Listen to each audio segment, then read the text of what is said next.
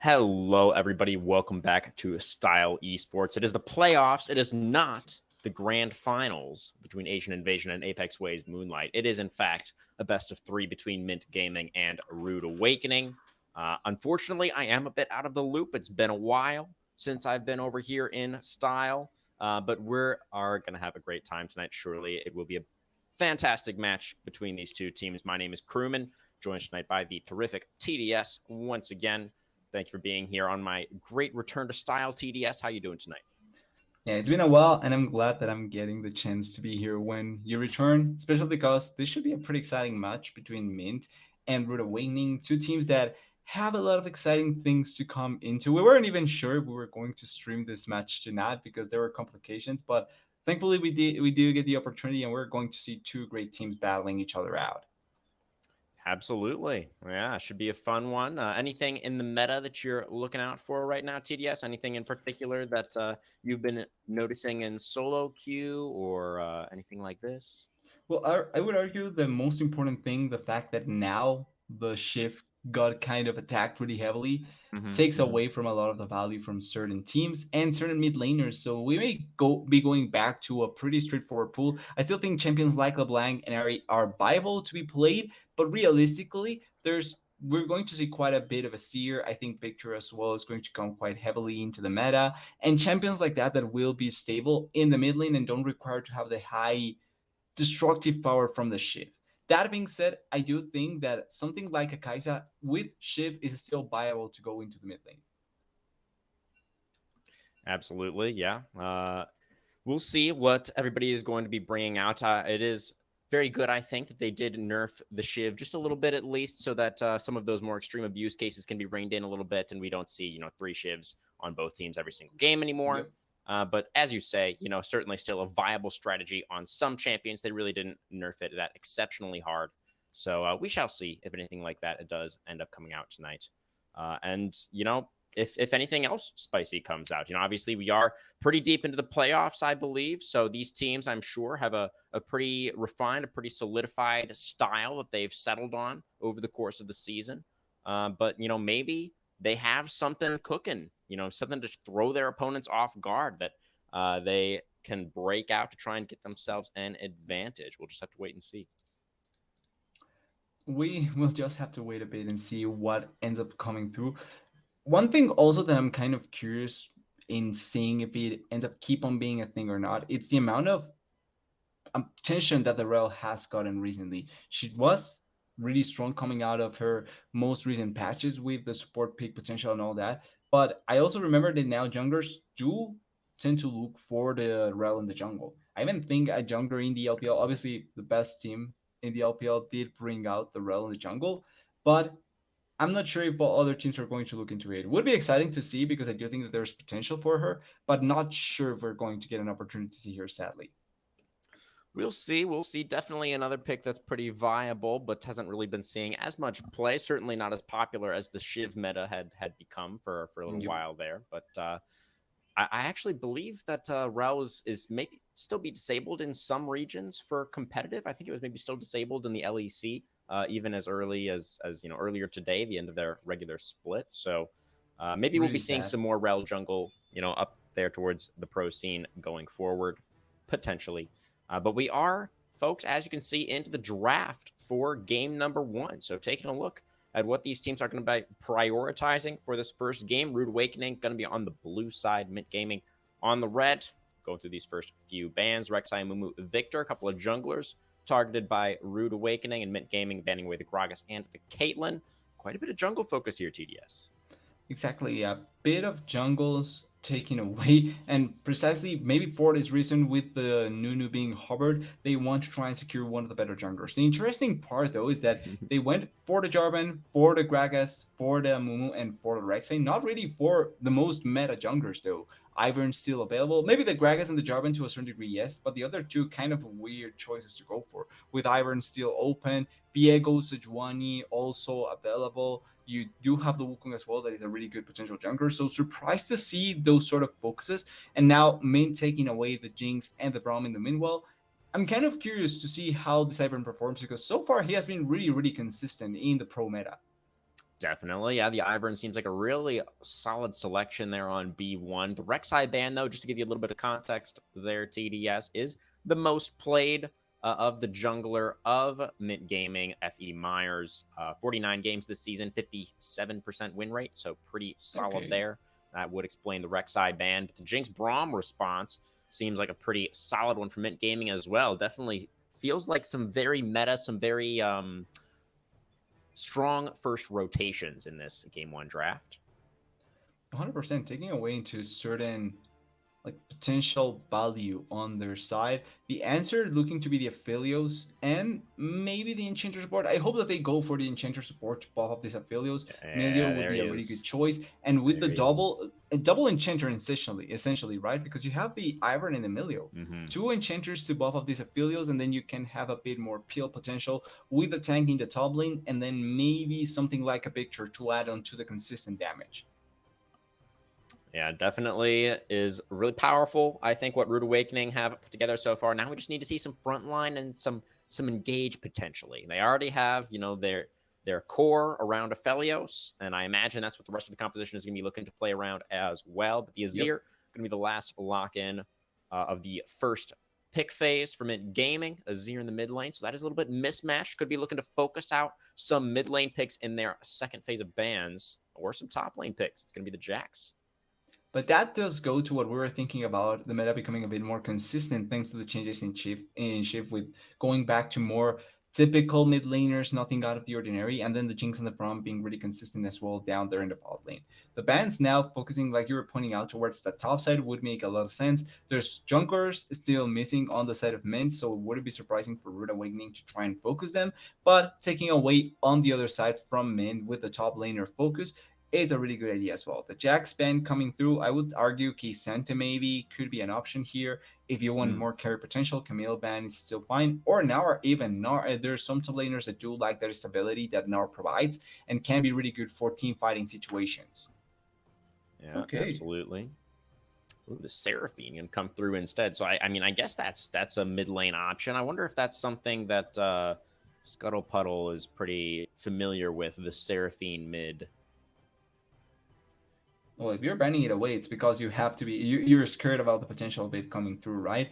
And as a consistent champion, could be a bit of an issue, especially with having such a heavy AD carry like the Aphelios.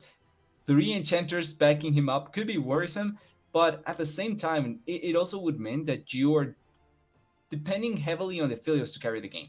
If you don't have a secondary damage threat, if Yeah. you kill the Aphelios on the side of me on Root Awakening, then everything could fall apart really easily. Yeah, definitely. Mint Gaming don't have too much dive for themselves just yet, so hard to really see who's going to be picking off that Aphelios. Oh. Notwithstanding some crazy Azir shuffle. The Mordekaiser selection, an interesting one. Mint Gaming saving their R5 pick for the jungler, despite seeing the Ivern already locked in. GDS. It's a really interesting decision there. Maybe it could be the Mordekaiser jungler instead, It's, because you I can flex suppose. him around and then try and play with the top lane in mind just in case. Now, if it is Mordekaiser into the Kale, I'm not sure how the matchup goes, but I would argue early on Mordekaiser should be good against the kill. It's going to be the Gangplank instead. Mm. I like that they are opting for a second damage threat now thanks to this Gangplank and try and provide more value for the overall team composition, not just depend heavily on the Aphelios, even though it's a really good champion. You don't depend uh, wholeheartedly on the Aphelios to carry out the game. You want a secondary champion, and the Gangplank would fit that really, really well. Now, for mid lane, though, what do they want to go? I don't think it's going to be the Soraka, but it would be really funny. Instead, the Ari, to have the magical damage and setup could be a really good idea. You also will have big potential thanks to her charm. And if you're able to get a good team fight going, her ultimate will find a lot of value going towards the backline.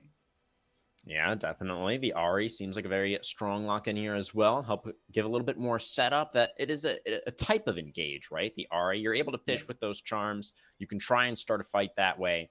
And that is something that Root Awakening could potentially need. Although they are a little bit lacking in frontline, I will say, on the side of Rude Awakening. So while the Aphelios does have those two really lovely enchanters to buff him up and make him really powerful, he doesn't really have the most in the way of people to stand in front of him while he hits people. So we'll have to see how that ends up panning out. On the other side of things, Mint Gaming, you really couldn't ask for any more frontline over here, and I would have to Yep. say. Brom more than Sack. Really good front line to have. Also, they do have Jinx, which having that hyper carry could be really good for them to try and play around the amount of survivability that the Philios does have. And like you're pointing out, they're depending essentially on Daisy tanking everything from Mint Gaming. That would means that as long as you can get over that and get towards the squishy champions, there is damage on the side of Mint Gaming to try and destroy them. Mordekaiser can take away one of the other champions, not Gangplank, because of the oranges, and that would leave the 4v4, which I think, if Mint can play around it really well, they can win team fights really effectively. It's still depending quite heavily on the Filios, not to the same degree as it was before, thanks to the Gangplank and adding the Ari as well. But there's really good ways for Mint to try and win this game, and I think that the tank difference may end up coming back to bite them. Yeah, definitely could be the case, but it will, of course, all come down to what happens on Summoner's Rift, as it always does. But the Yep. Zac R5 lock in particular, I think TDS is worth spending a little bit more time discussing. It's going to be into the Ivern, so that's definitely a jungle matchup that I am not particularly familiar with myself. But the Ivern, well, I guess they have somewhat similar clear speeds, but the Zac has a big advantage when it comes to looking for any early angles. So that's another path or method of attack that Mint Gaming could look to utilize, is have this Zac go for some early ganks and try and find an early advantage that way. Yeah, exactly. Considering how you want to try and approach this game from Mint Gaming, Zac being a heavy ganking jungler can set up really well for the team. There's not a lot of escape tools from all the champions on Root Awakening. Not like they are bad in terms of how they can dissuade certain ganks. Like obviously Ari at level 6 has dashes, Gangplank has the oranges to try and dissuade ganks in case there's a lot of CC. And then Milio does have the super fire kick to try and push away the Zac in case something goes wrong. But the repeatability of the gank potential from the Zac can be really, really good. And the fact that he can begin ganking from level 2 is really, really effective for Mint Gaming. Also, reaching from really weird angles, something that Yeah. typically morphs the game when you try to play around with it, because you cannot go into the lane like you would with any other jungler, thanks to how far the Zac can get. If Mint can play around that really well, I can see them finding advantages early on. And if they pin down lanes like the Gangplank or even the Aphelios one, which is a huge major focus point for Road Awakening, they can find really good, really easy avenues to get the ball rolling and win the game really effectively.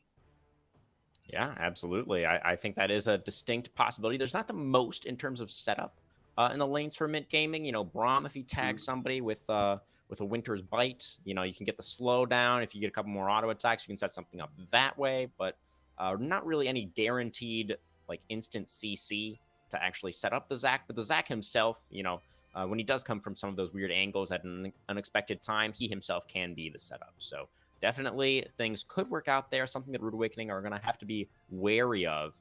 But turning our attention now more specifically towards some of these individual lane matchups, I do think it's also worth calling out what an amazing counter pick it was from Rude Awakening on Blue 4 there to take the Gangplank into the Mordekaiser. You know, the main top laner, the top laner on the starting roster for Rude Awakening is a very prodigious Gangplank player. That's Sir Sam Potato.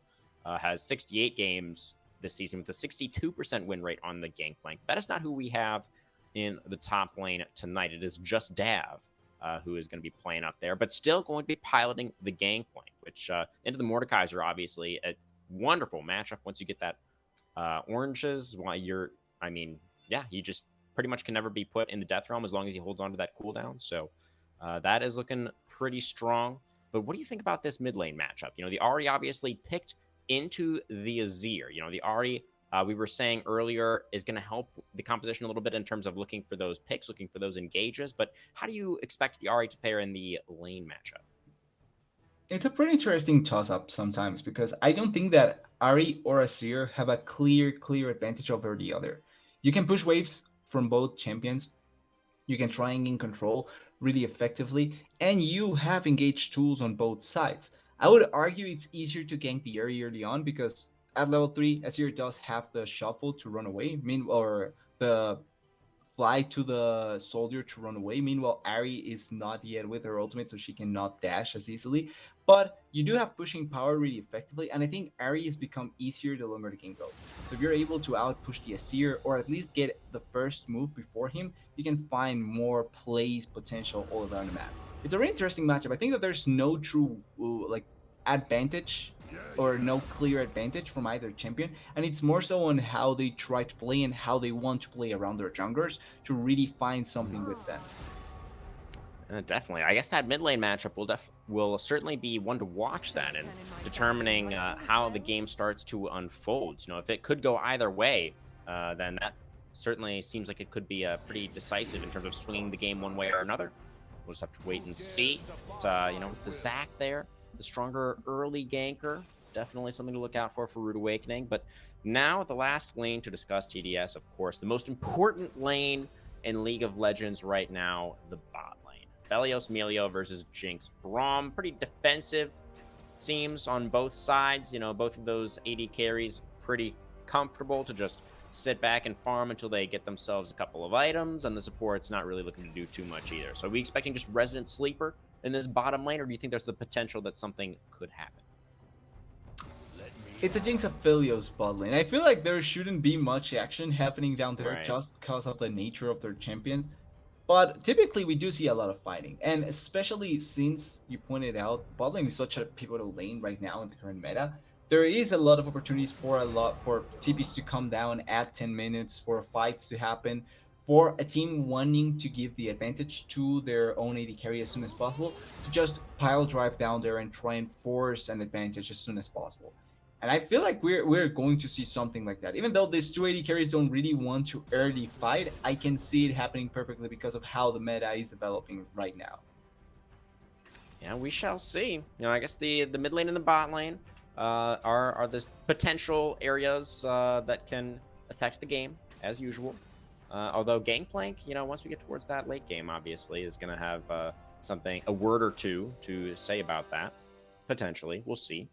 I do think I do have the teams on the wrong side here. Let me swap that for you guys. Rude Awakening on the blue side for game one here, Mid Gaming on the red side. There we go. But overall here, TDS, we've discussed the compositions at some length. Do you have a preference of one over the other? Do you think either one of our teams found a meaningful advantage in the draft phase?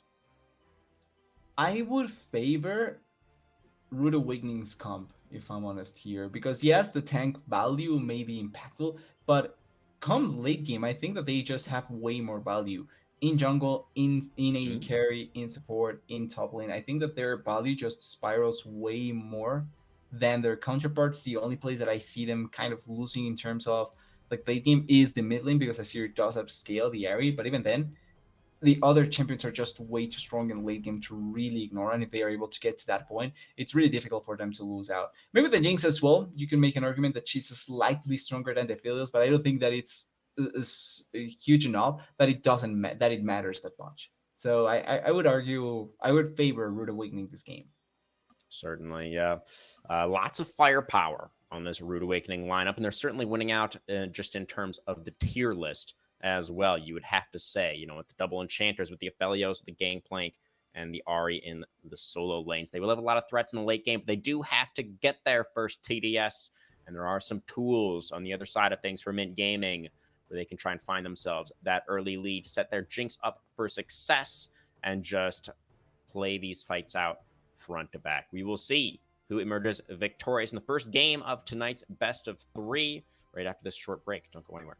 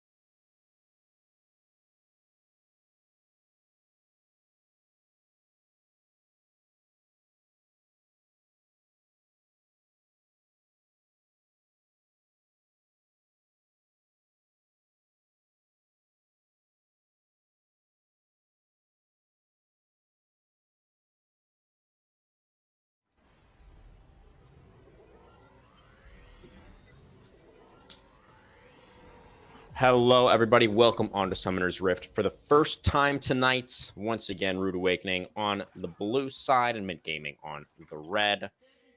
Looking like a pretty conservative opening for both sides. TDS. Don't think anything's really going to happen here at level 1.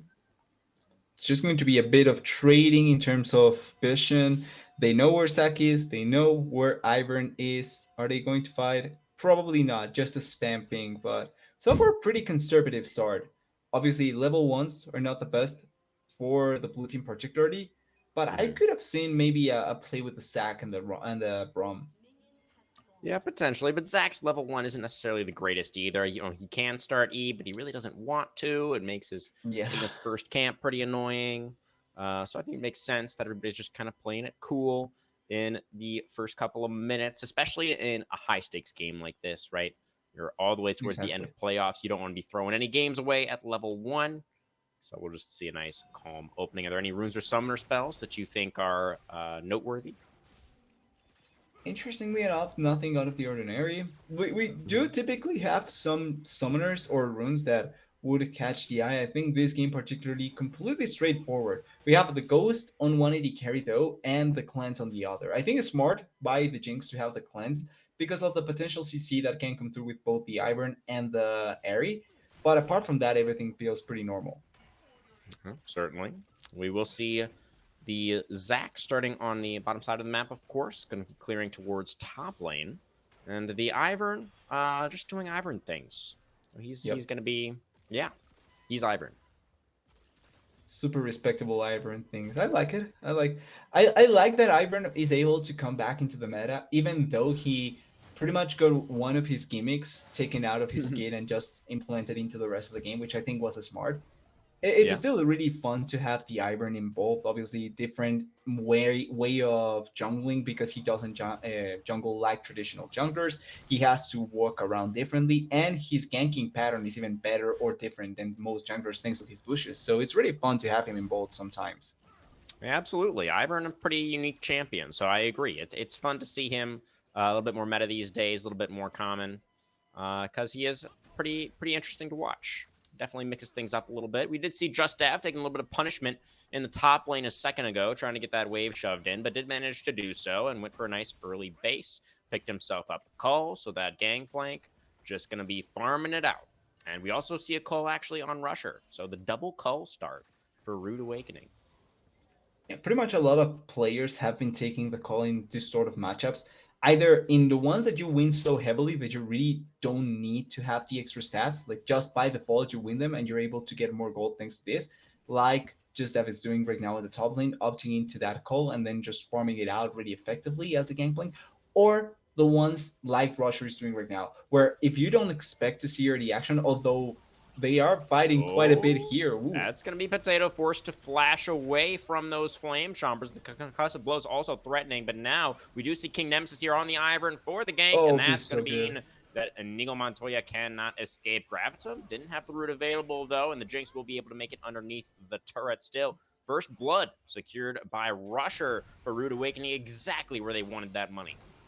Exactly. In terms of summoners, it's a 1-for-1 because Mr. Potato did blow the flash for the Cleanse of the Jinx, technically. But in terms of the value of that gang, early first blood for the Aphelios, call still stacking. The Jinx is not going to lose any waves. She is still here and she's going to get this wave. Actually, they are not even crashing the wave. This is so good by the side of MYNT. Oh, wait, bingo.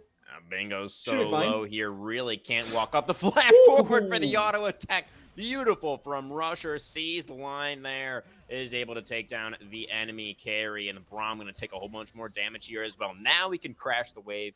Now we can deny that CS, and this Aphelios is off to a fantastic start. Already 800 gold ahead individually. Exactly. Rusher doing such a good play there with the flash. And it goes from before that with the first blood happening the way that the wave was getting stacked before. And this is something that didn't get the chance to fully comment on because of the kill that happened, but it's what sets up that kill onto Bingo. Great flash, great timing. 2 kills for the Aphelios. Right now, 2,200 gold. He's spending it right now, so he's going to come back into the lane really strong. But what a great start for the main carry of the blue team. They are playing around this Aphelios 100%. Yeah, really, really nice. Well, honestly, they haven't really been doing too much in terms of playing around him just yet. I mean, King Nemesis was down there, was on the correct side of the map, if you will, to facilitate that play. But really, I want to give Rusher most of the credit there. Just the raw 2v2 in the bot lane has really been going quite in the favor of the Aphelios and the Melio thus far. But the weird thing in that play overall is that it starts, or well, in the way that it starts, right? Not only the fact that they get the 2 kills, Potato, let's be careful. Oh, Melio, I think, is okay here. Yeah, Rusher is too scary to actually walk up on that support. Takes a lot of damage, though, but doesn't die, which is the important part. Both junglers hovering down there on the bot side. Oh, Here comes Zach. Yeah, Myers looking to shut this guy down, but look at Nemesis again in the perfect oh, they have the position, ready for the gangplank counter ultimate. gank, flashing for the stretchy strikes. They will be able to finish off the Melio, and the concussive blows lock down the Ivern as well. That's going to be a couple of kills going back over the Zach into the Bloblets, but he will be able to respawn, I think. Ooh, Rusher yeah. trying to say no to that one. Lands the sniper shot, too, with the crescendo. Myers just barely will be able to make it out of there, and a beautiful answer from the side of MYNT Gaming to tie this game up at 2-2. Yeah, not just yet the full damage on the Aphelios, but still great play, and it felt like it was going to be a perfect counter coming in from King Nemesis, Yeah. but Mr. Potato had way too little health, and the shield value of the Braum coming in clutch in that play, denying a lot of the damage from both the Aphelios and the Ivern, and then even though there was Gangplank Ultimate, it's still level 1 Gangplank Ultimate. I thought it was going to make a bigger difference, it didn't, and also the life bars from both the Braum and the Sack were way too high. It didn't really matter that they were utilizing those summoners, it just simply wasn't as effective. Still, really good Yeah. 2 kills they got. Oh, Okay, yeah, that's anti-gravity swooping in, gonna get charmed up, and here comes Nemesis. There is the shuffle, the flash away to try and get out. Anti-gravity it's an to the Orb of Deception. Scuttlepuddle finds the kill there. Both mid and bot carries, getting those flash secures on those kills early on here. Really good looks from them. And that is going to be the Zac now flying into the mid lane as Myers looks to even things up once again. Gets the pullback. No ult, remember, on Scuttlepuddle, but we'll be able to avoid the Death's Grasp there. And the roam over from Botsmaven will find nothing. And that, just like that, turns into 2 flashes for 2 flashes and a kill on the Asir. Really good play from Scuttlepuddle, forcing the play like that, getting the kill onto the Asir in that manner, and also being able to give even more space for the Gangplank in the top lane. Look at the CS deficit in the top lane, by the way. Mordekaiser didn't get anything. And in the meanwhile, Gangplank got more farm, more push again, and it's completely fine whatever is happening up there. He's completely comfortable right now in this game. Definitely. And we have to remember as well that the later this game goes, the more difficult it is going to get for the Mordekaiser in this matchup. He's just not really going to have many answers as the game continues to progress. There's no front line for him to really pick on, nobody for him to really steal a bunch of stats from. Of all of these ranged champions and Gangplank who can just say no if Mordekaiser wants to press R on him. So it's going to be pretty difficult for Botsmaven going forward here. He can try and do his best to stand in front of Bingo and allow Jinx and Anti-Gravity to potentially carry this game. But certainly, it does seem like things are going the way of Rude Awakening so far. Nobody's taken any early neutral objectives yet. Makes sense because Rude Awakening, they're comfortable just kind of continuing to scale up. Yeah, funnily enough, both teams I think are fine giving up the early objectives because they are not on a timer to try and get something that will boost them up massively. Like technically, the late game for the side of Rude Awakening is better, but you can also make the argument that MYNT Gaming is fine with giving up some pressure early so that they can get to late game and maybe just win that one fight, destroying the Aphelios and winning the game. Like that's a pretty valid way of playing the game as well. Definitely agree there, TDS. MYNT Gaming are going to have some good tools to work with in the late game as well. That's another charm landing from the puddle. A lot of damage onto the Asir, and that's going to become even better the longer the game goes. I honestly would have loved to see the Ahri just go glass cannon and try and threaten the Asir and the Jinx as much as possible. I understand why she doesn't, because obviously there's huge tanks on the other side of the rift, and probably she wants to deal the maximum amount of damage possible to them as well. Meanwhile, also dealing damage to the squishes, but would have been great for her to go squishy if possible. Oh. Okay, Rusher potentially in trouble here. Stretchy Strikes will pull back. The Aphelios flashing away from the flash. Flame Chompers. The Winter's Bite will connect, but they don't have any more auto attacks to get that stun. Graviton Root comes down. There is the stun actually proccing. Rusher is far enough back that there's no real threat on him. Throws out the Moonlight Vigil, gets some good return damage out in the end. It was a good attempt from Effie Myers. They do get both summoners off of Rusher. Exactly. Even though there's good damage back onto the members from MYNT Gaming, it's still two summoners down now for the affiliates, both Ghost and Flash. And against a champion like the Sack that can bypass a lot of what's happening on your team, can be quite risky to go into it. King Nemesis looking for a potential play here, maybe? Probably not going to get anything going though. Yeah, it is looking like the first dragon will go the way of MYNT. Of course, we did see the first herald secured by the King Nemesis a short while ago up on that top side of the map. So it is a trade of those early neutrals. We'll have to track Nemesis, see where he wants to drop the herald. I would have to imagine that it will be in the bot lane, but we shall see. I agree. I think bot lane would be the best possible place to try and lay it down, especially because trying to keep your jungler in the lane where you just lost two summoners would be the most ideal thing possible. Yeah, certainly. Try and ensure that Rusher is going to be able to maintain his advantage. Is still up about 500 gold right now on the Aphelios. Going for a very interesting build here. It is the Gale Force Rush. I saw the BF sword in the inventory there, and I thought maybe he was actually going to go Infinity Edge, but I forgot that BF sword also builds into Gale Force now. So that makes a good amount of sense, I suppose. It's the change. It's the good few changes the game has seen recently. I'm honestly quite surprised to see the Gale Force Rush. Most players do tend to go for the either shift when it wasn't super nerfed. It's still viable enough on 80 carries, but obviously not to the same degree as before. Or the Kraken Slayer. Those were the two real options you were seeing from 80 carries to start of the game, and then you go into the Mythics. But Gale Force does give you the extra movement speed that Aphelios typically does like to have in case he wants to be able to self-build, and also the tool to try and escape Myers. I think that's the particular thing that he wants to have on his arsenal. The fact that he can dash out of place to try and keep himself safe. That's the big thing that I'm guessing here from Rusher and why he opted into rushing the Gale Force. Luckily, he also is really far ahead, so it's not like it puts a... Oh, that is a fail. Yeah. Daisy is here. She's just saying hello.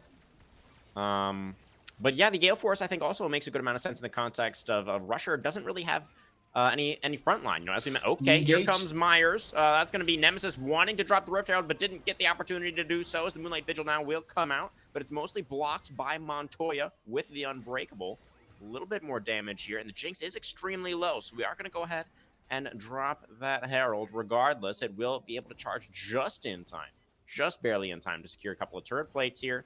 Myers still in the area looking for it. Is going to come down with the slingshot. Potato flashing over the wall, trying to escape. He flashes directly into an Azir, who is going to be pretty happy about that situation. The Amelia will be able to make it out, though, as Anti-Gravity rotating over to join up with the rest of the team. Scuttle finds the charm, but can't stay any longer underneath the turret. There's a big sweep from Anti-Gravity. Gets two, including the Aphelios, who doesn't have flash in the top lane, just have wins against Mordekaiser. And Scuttle in the bottom lane, trying to get some damage out, but running extremely low. Myers will go down first, though. Will go into the Bloblets, and it's all these low health bars on the side of Rude Awakening, but nobody goes down, and they complete the 4 for nothing plus the first turret.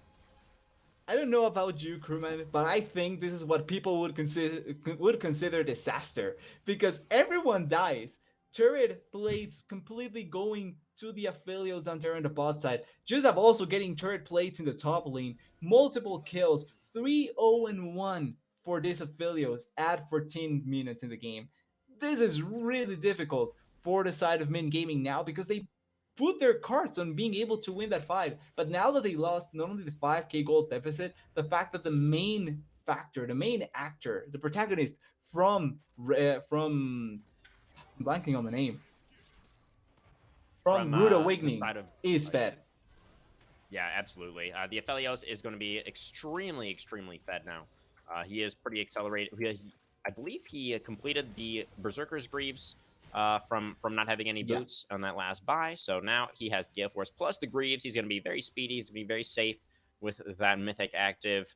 And we have this stronger scaling composition on the side of I'm also struggling with my words. A Rude Awakening now with a massive lead, 15 minutes in, of about 6,000 gold, just under. And they're feeling pretty good about this whole situation. I admit I didn't quite see how Bingo actually ended up going down in that previous play, and that play underneath It the bot was tier 1. flashing from the Ari. When Bingo was coming Ah. in, Ari flash Q and kill. Yep. Oh, So Bingo, that's why no. Scuttle Puddle was underneath the turret. That makes sense. Oh, no, Bingo. He has the cleanse. Will it be enough, though? The Gale Force in from Rusher secures the kill. Nice setup there from Nemesis to catch the Jinx unawares. And things just going bad to worse now for MYNT. Yeah, so far you have to give huge props to King Nemesis. How he's been playing this Ivern so far has been what I like to see. Playing around your main carry, but doing a really good job at setting up the plays, getting the stuns, shields on clutch time, and even forcing onto plays. Like we didn't see a kill from the play, but he went mid lane after he conquered the first herald, went and just did damage to anti-gravity. Just pushed him out of the wave, out of the lane, and then went down to the bot lane. I really like that sort of play to put as much attention as possible on the map because that just takes one member out of nowhere. And I think King Nemesis is doing an amazing job so far this game. Definitely. I think the Ivern play has been exquisite. Just from even very early on, being in that bot lane to help get Rusher get the first couple of kills Yep. to get that initial lead, and then ever since then, really being in the right place at the right time, and with some great setups on the Ivern, it's been really solid so far. I do agree. We did just see a dragon go over to the side of Rude Awakening as well, so they're able to tie up that dragon count 1-1 to match their nice gold lead that they have. Yeah, and lucky for both teams though, it's going to be the Chemtech soul instead of any other meaningful soul to actually play for. So even though they each have a dragon apiece, probably not going to be the most important objective to get. We're going to see fights anyway because teams love fighting for dragons. Don't get me wrong, but right. Not going to be as valuable as any of the top dragons in this game or the top rapes in this game. The Baron, though, going to be a quite interesting objective to try and go for. Yeah, I do think we're likely going to need a Baron to actually start to threaten inhibitor turrets. Because, Aphelios and Ari do have some range. They can step up with some safety to actually try and threaten those structures. But with the good engaged threats on the other side, it could be a little bit risky without that additional safety of the Baron. As Bingo maybe caught out again in the mid lane. He has his support here, but it's just not nearly going to be enough. As Cannon Barrage comes down just for good measure. That orb won't quite deceive anybody. But still, the Jinx has gone down now once again. We do have Herald in tow for Nemesis here on the Ivern. Looking to pressure mid and top lane at the moment. We do see Anti-Gravity in the bot lane trying to get something back for the side of MYNT, but it seems like they're really losing out on a lot more across the map right now. They don't even get the turret. Teleport from the area onto bot lane to try and secure the bomb that is coming through there. Azir teleporting into the mid lane. Here's the slingshot and the shuffle. They only get the Melio, though. And Mr. Potato. No, don't tell me. Don't tell me. Okay, yeah. The soldiers will come through. The spear is long enough, and the Melio will be skewered. But the top tier 2 is also going to be annihilated by Shirley. And, even with that one pick, it's only on the support. Even gets into the tier 3 there. Excellent work from Shirley. I mean, any Shirley fans in Twitch chat are going to be thrilled with that series of plays. Is Shirley the name of the second herald? Oh yeah, I coined, or that was, I believe, Atlas that coined that one. I'm not 100% sure though. But we do have Nemesis in enemy territory right now, very much behind those lines, and he will get taken down. So. Must have been spotted out on a ward. Just didn't really have the reinforcements to be over there. We'll get traded back, but the tier 1 in mid also going to get taken down by Rusher at the same time. Yeah, weird decision there by Nemesis to go in like that into the jungle, especially really well-warded jungle from the side of MYNT Gaming. Yeah. So a really nice cancellation kill to get back onto the Ivern. I think he actually had a bit of a bounty thanks to the huge amount of assists that the Ivern did have. But obviously, it's not the main important target. It's not like killing the Aphelios or the Gangplank. By the way, just up doing so much damage to bots Maven. Yeah, the Gangplank, I think, has pretty much reached the point in the game where he doesn't Oh really no. care about anything that this Mordekaiser can do. He's just going to run at him. He just needs one more bullet, and actually it will be a Scuttlepuddle who slides in there to secure the kill. Number 3 for the Ari. Does have the Dark Seal, 9 stacks on that one Potato. already. Mr. Potato with the fire kick, with Myers flashing in for the stretchy strikes. Does get that onto both the Enchanters. Potato starting to go down pretty low. Concussive Oh blows are no. stacking up, but they can't quite get that last auto attack. Myers comes in, though, gets the double knock up Okay, with the they get slingshot. one. This will make a Death Rocket follow-up. Will secure that kill on the support. The jungler also going to go down. Rusher forced to get force Wait, away how did now. people get Charm hit? lands. Bingo! Step too far forward. Scuttlepuddle, though, not quite able to secure that kill either. So a good punch back from Mint Gaming. They're able to secure a couple of kills, but that top lane, I guess just don't look at top lane if you're a Mint Gaming fan. Just pretend top lane doesn't exist for now. Maybe it'll go away.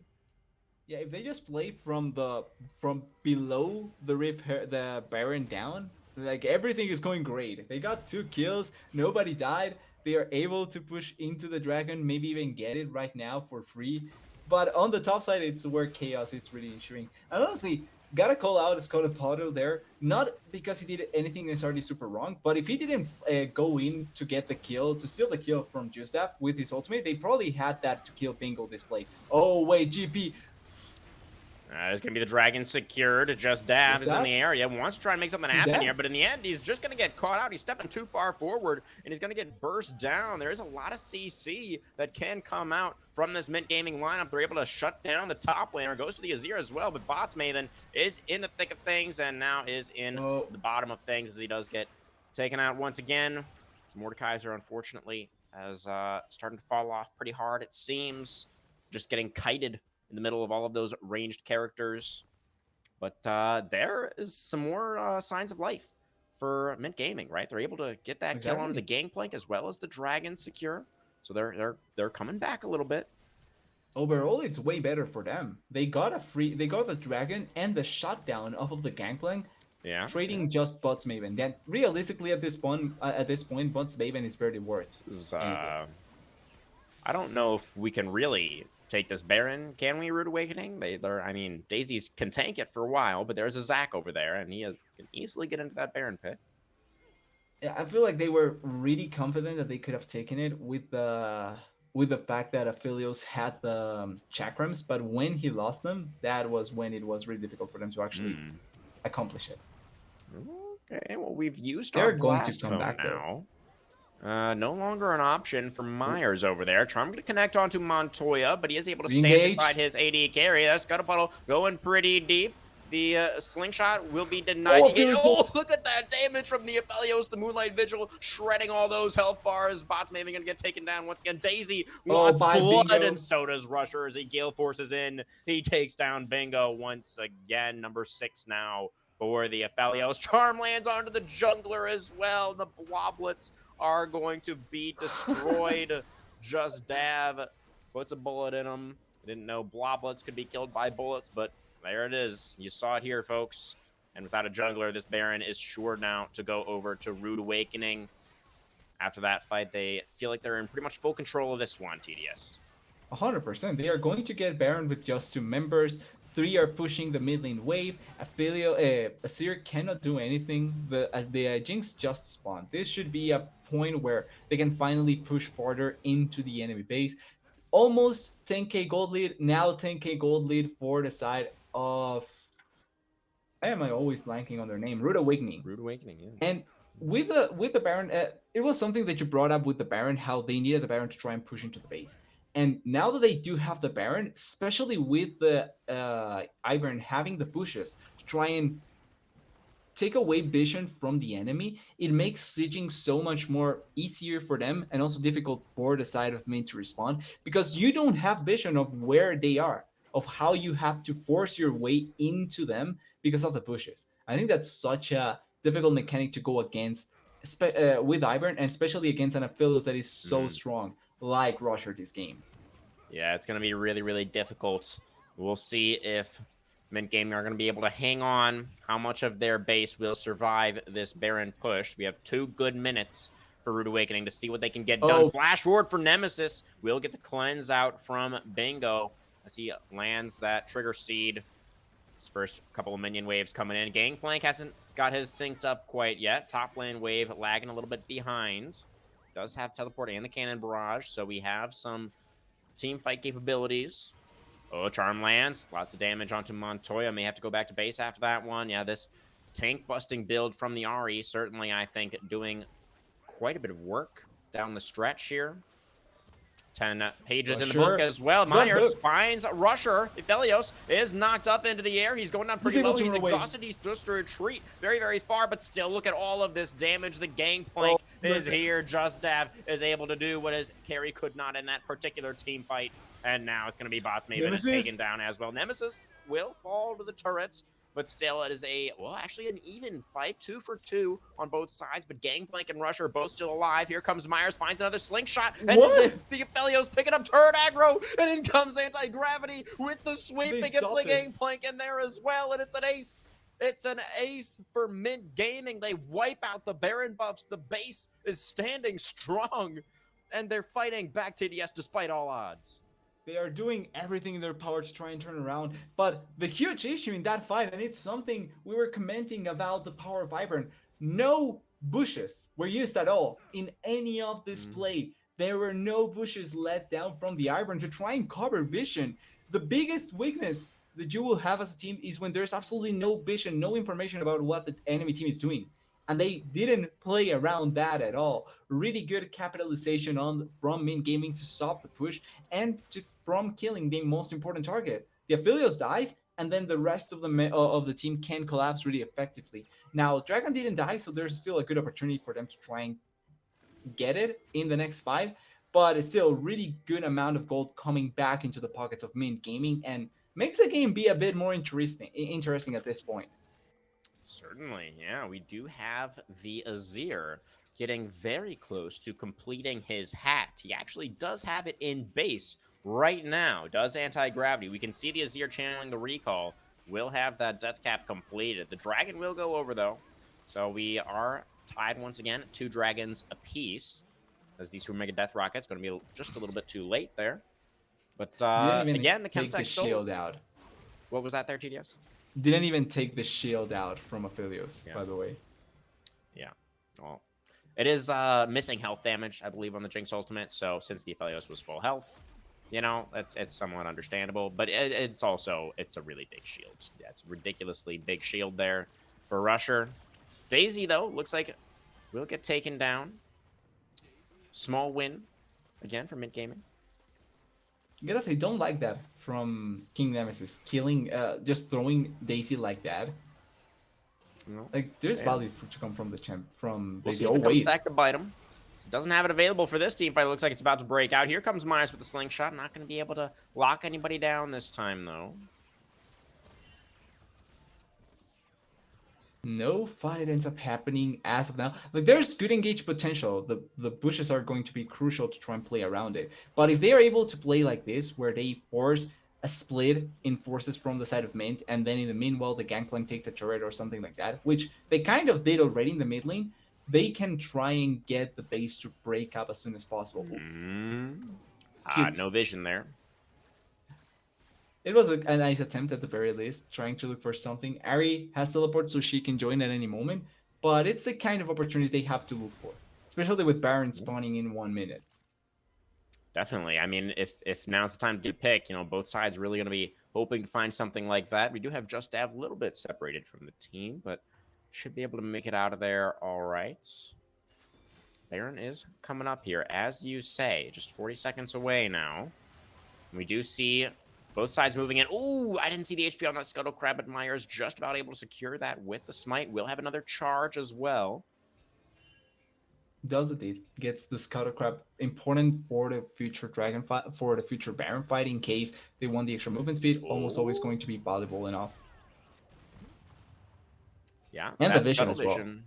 It's going to be really, really impactful. Absolutely. It does make it extremely difficult for the side of Rude Awakening to actually start this one up on spawn. They may do it anyway. You know, they do have Ivern to create some bushes and try to obscure that vision as much as possible. It still shows. trapped in the death realm right now. Spirit Rush away from that obliterate. Still, maybe I think it it's connected dead. though. And this Ari's running out of HP. Has that last charm, but has the flash as well. Is slowed up though by the Myers. Rise with Mordekaiser be able to close the distance. Myers going in, but where's the follow up? There's nobody Oh, able the to shield. come in there and follow up quickly enough. Myers just barely is able to walk it out. Is still alive on the Zac. Baron not able to be started just yet. Anti-gravity with the sweep. Nemesis extremely low. It's a trade. The Ivern for the Azir.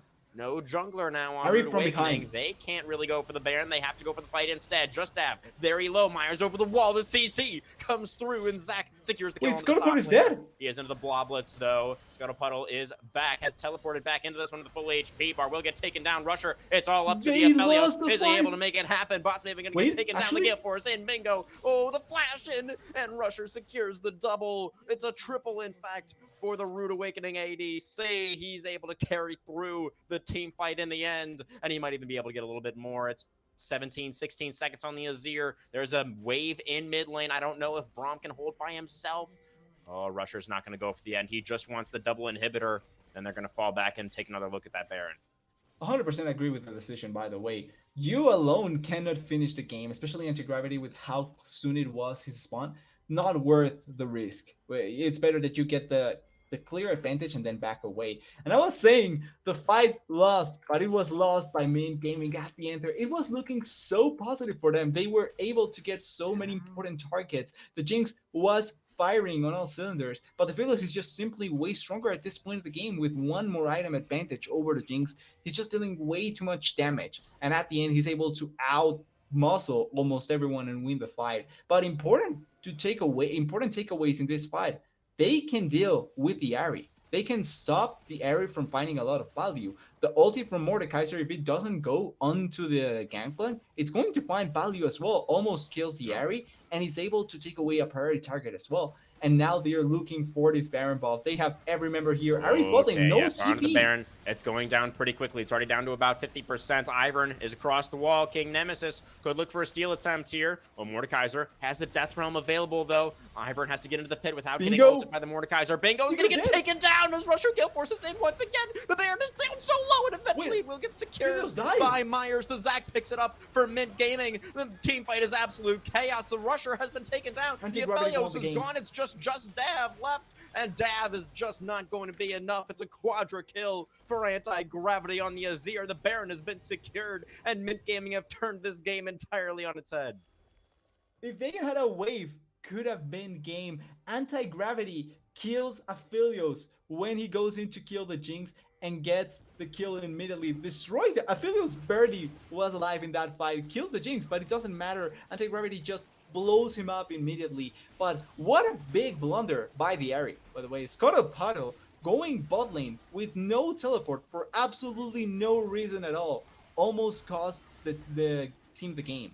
Luckily, they didn't have any waves, so they couldn't push farther with the Baron buff. But it's Baron buff, huge amount of gold back into the pockets of MYNT Gaming. And now we're in a situation where obviously the soul is not as impactful. If the game goes farther, Elder will be, depending on who gets the next dragon. But also the fact that Jinx and Azir are making a statement in the game where they are finding value once again. Maybe the Jinx a bit less because she's dying quite quickly. But Anti-Gravity is a scary champion this game and can destroy anyone if they step out of line. Yeah, I mean, the Azir has really been the main carry, it seems, for the side of MYNT Gaming in this one. Level 18 now, does have the 4 items completed, looking to complete his own book. All of the pages have been ripped out of the scuttles.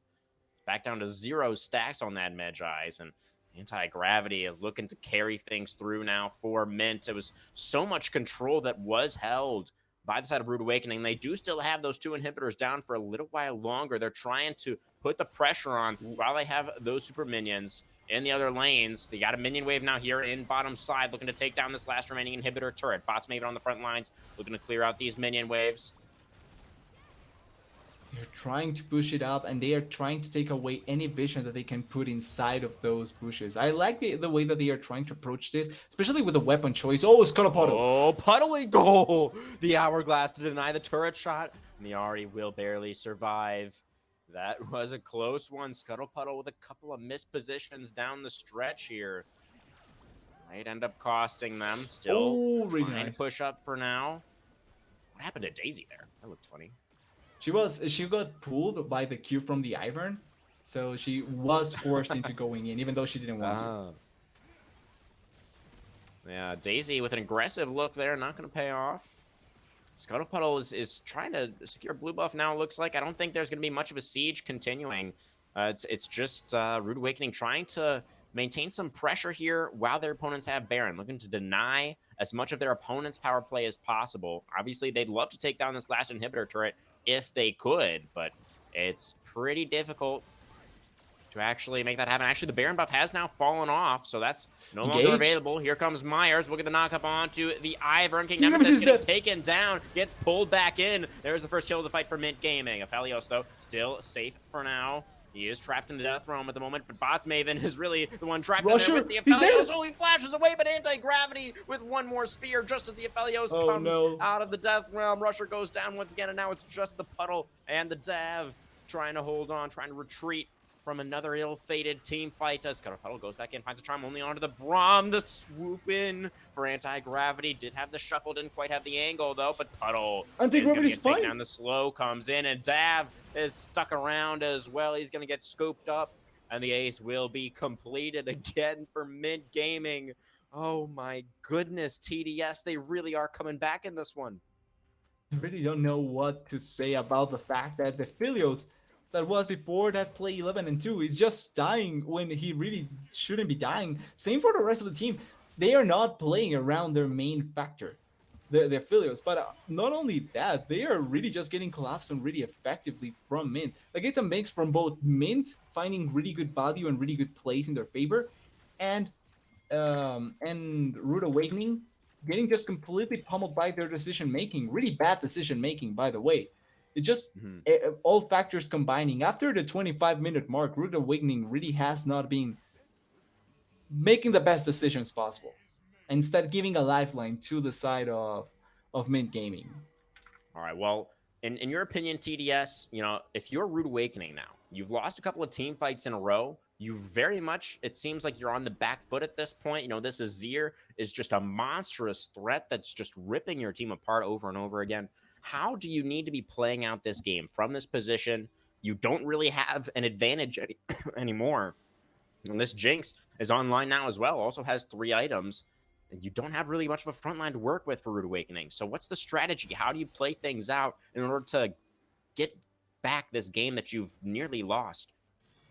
Ideally, first and foremost, don't throw away the Daisy. Oh, wait, bingo.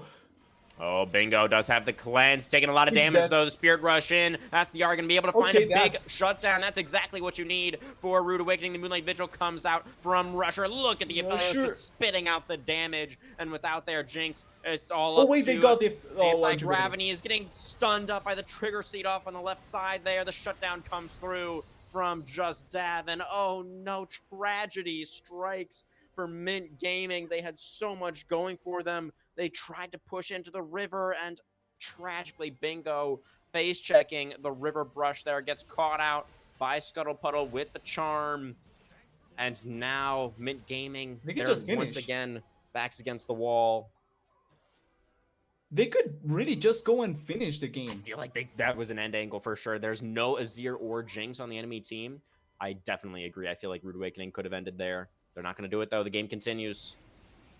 And they are playing it away to say, well, you were asking how do they turn back and win the game, right? That team fight was one of the best ways possible to do it. They had the important kill on Bingo immediately. They also were able to not allow Anti-Gravity to find any angle for the Azir to shine through. Like, one of the big things we were seeing from Anti-Gravity is that he was getting consistent amounts of damage with the Sand Soldiers. The Emperor Divides were great and all, but really, it was a consistent amount of damage from the Sand Soldiers that were finding a lot of value onto the really healthy targets. And then he just goes in, blows up one really squishy target, and then he's able to just run through the fight. Also, the attention that Myers was able to take away from the Azir doing a lot of damage in team fights. But since they killed Bingo and everything was in disarray, Aphelios got free time hitting everyone. The Ari was able to take away attention from the Azir as well. And then also the Gangplank was able to do damage. If they are able to find a similar fight, then they should be really comfortable winning this game. Yeah, but so far, it's not like that's been the case, right? It's been going either way this game, TDS. These fights seems like they're just getting traded back and forth between these two teams. There are so many threats this late in the game on the side of Rude Awakening. If they have room to work with, they absolutely shred through these health bars on the other side, on the side of MYNT Gaming. But if MYNT Gaming can have the structured fights, if they can protect their Azir and the Jinx and allow them to get out DPS, that's when things can look really good. And they have that Zach Myers has found some great engages through the later parts of this game. He's going to need to find at least a couple of more. This is going to be a tough siege now to withstand. The mid inhibitor has been taken once again. Minion waves coming in the bottom side of the last remaining inhibitor turret. This was the scene of quite the crime before, as this was a big team fight win for MYNT Gaming last time we were here, but now Rude Awakening are back, and they're looking for history to not repeat itself this time around. There's the Zac off on the left, bots Maven, chunked low. Bots Maven taking quite a lot of damage, but this worked right here. Like, this is the thing that it's making the difference for them to be able to force these plays. Flash burn. The Barsha is making things really difficult. That is, as you say, the flash off of the Melio. Harry coming on the side. No ulti, though. Here comes the slingshot. Lands it onto the Aphelios. Rusher Gil forcing away, though, trying to get on the other side of that Zac. The Let's Bounce will come out, but they're not able to get on top of anybody. The room, the space is there for Rusher. He gets pulled back, though. The Death Breath, he flashes away. He stays alive. The Cannon Barrage committed there as well. A lot used on both sides. Nobody goes down, TDS. Baron's still on for one more wave. Also, the Azir attack speed, by the way, just quickly, is taking care of so many of those barrels. Oh, it's Cuddle Puddle. Cuddle Puddle getting so low. Here comes Myers once again with the Let's Bounce. There's everybody going golden on the front lines. Everybody is going down so low. Watch Rusher. Oh, no. Anti-gravity slides in there with his entire army and skewers the Aphelios once again. It's a 3-for-1 team fight from MYNT Gaming, and they once again make a stand at their bot lane inhibitor. They did lose a turret, though, this time. So they lost an objective, but once again, they win the fight in a really effective manner, and all comes from the overextension from the side of Rude Awakening. They are forcing way too heavily on them. They are trying too aggressively to get kills.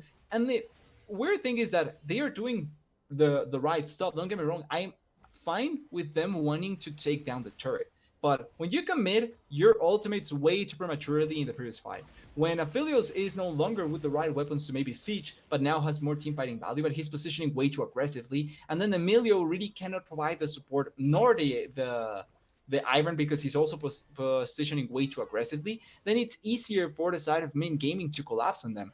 One big thing that I want to criticize so much from King Nemesis, Daisy usage has been horrendous so far.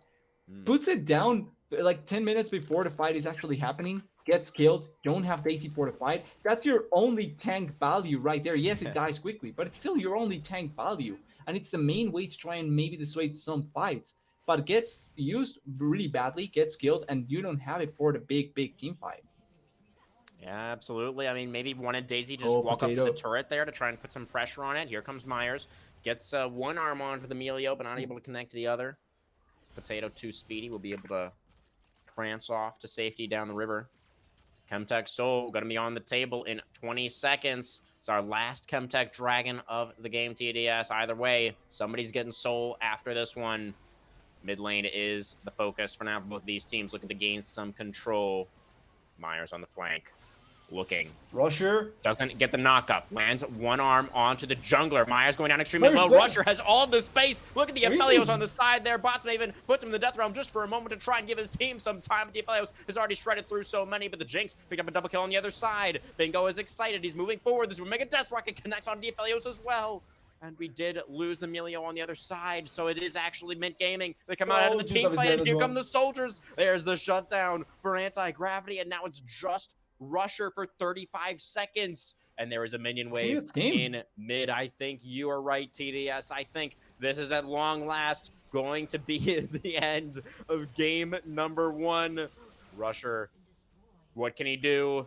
Can he get to the minion wave? He tries to step forward, but he's exhausted. He gets stuffed. There's nothing that he possibly could have done to make that happen. The Nexus will fall. It took 45 minutes.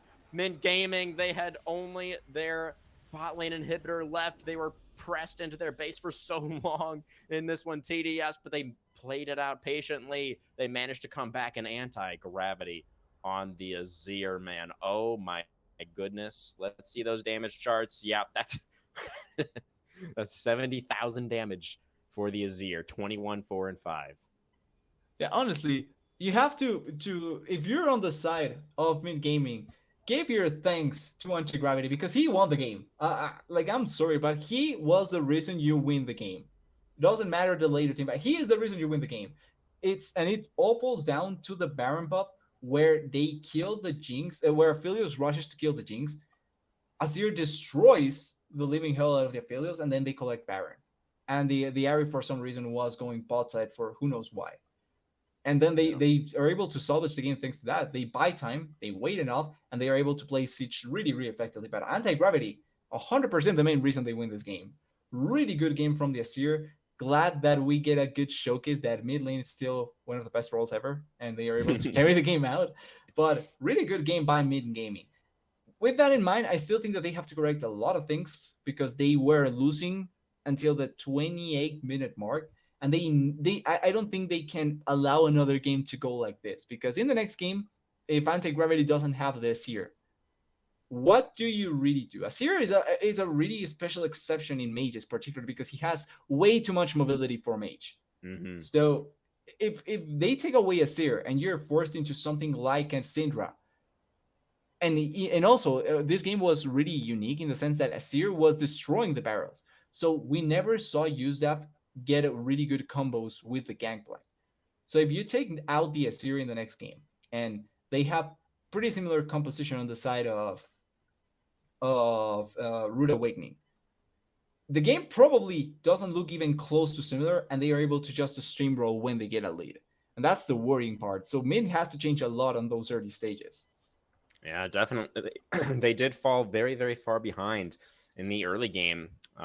Especially in that bottom side, they were kind of getting bodied by Rusher down there. Yep. But in the end, you're absolutely right. There's some incredible defense that was played, particularly from anti-gravity on this Azir, clearing out those minion waves for so long. And I do want to give some props to Myers as well for some really critical engages with the Zac catching out the Aphelios multiple times, really just setting up his Azir to be able to clean up those team fights, I think, really nicely. But overall, who would you? I think we do have to give the MVP to Anti-Gravity for this one, don't we? Yeah, I I don't think think it's there's pretty. there's any sort of argument to go against it. In all honesty.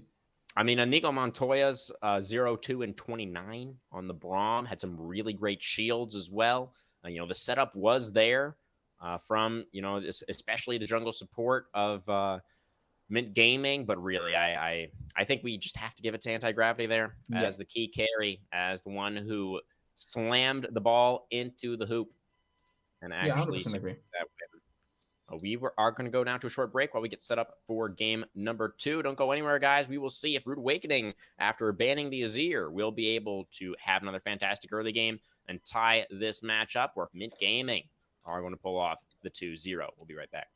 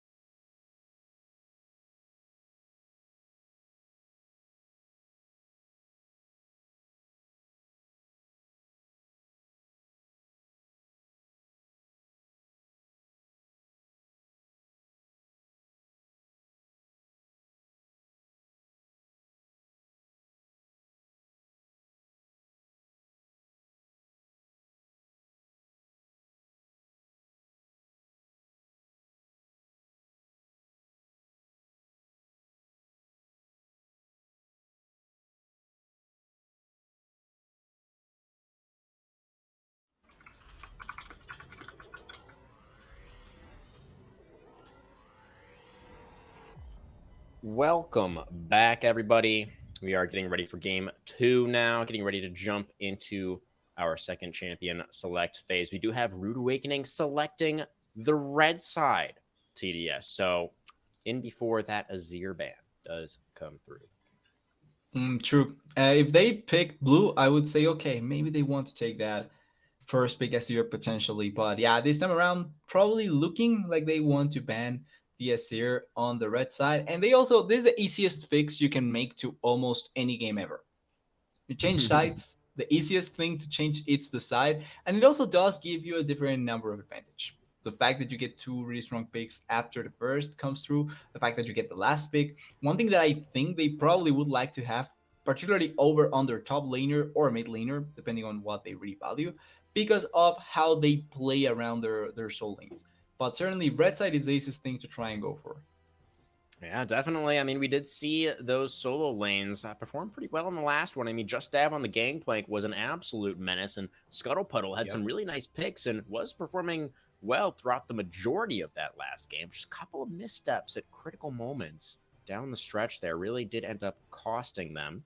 But we shall see how the solo lanes shape up this time around. Anti-Gravity, certainly a player that I think we're going to be keeping a close eye on in this second one.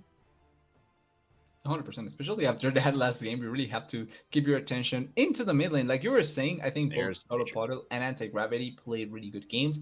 It's just that I think it was really showcased the difference in late game potential.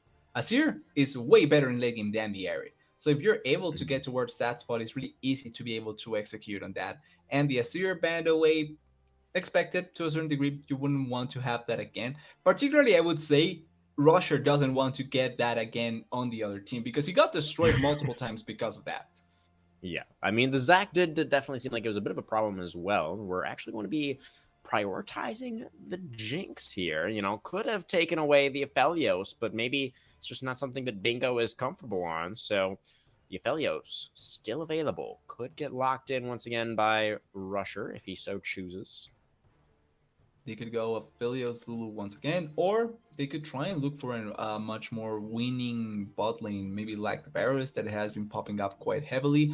Amumu, it was banned away in the previous game by Rude Yep. Awakening themselves. So taking it this time around, Mm-hmm. and what do they bring up with Amumu? Amumu has great engage to force a lot of the plays, can be played both support and jungle, and with a good AD carry Oh, that can force on that, can be played around it. I would okay. I would have thought not Samira but Kai'Sa instead, thanks to the Yeah. value of the killer instinct. You could just jump into the backline and try and kill the Jinx yourself.